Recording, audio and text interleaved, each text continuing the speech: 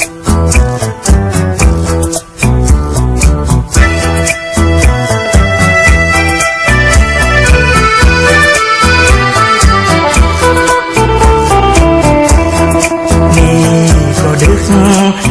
้วคนดียังนุ่นตักพี่ไม่ยอมหลับนอนโอ้โอ้บางอ่อนที่สุดหนาวอนเพราะกลัวควันอ่อนไม่สบาย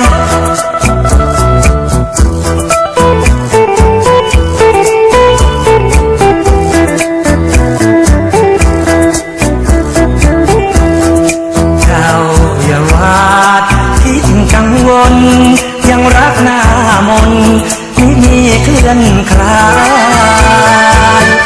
ได้แต่อุ่นกายสัญญาไม่นายไม่ทำลายเนื้อนวล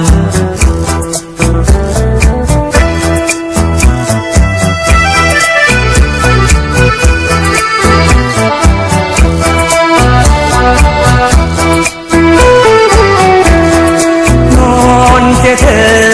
น้องอย่าอ้อนอย่ากวนพี่ไม่มีเพลย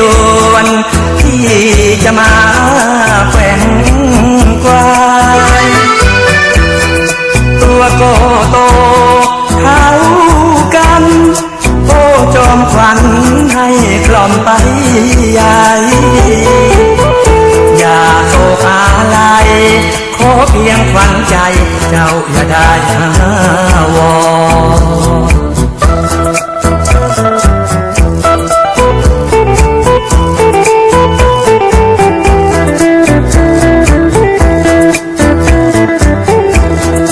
ที่จะเอา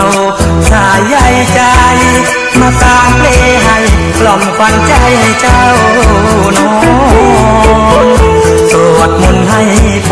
รคุ้มครองขวัญอ่อนให้เจ้านอนฝันดี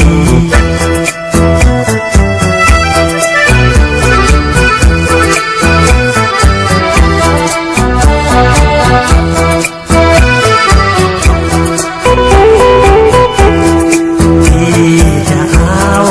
สายใยใจ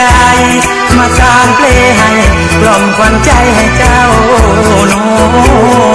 นสวดมนต์ให้พรคุ้มครองขวัญอ่อนให้เจ้านอนฝันดี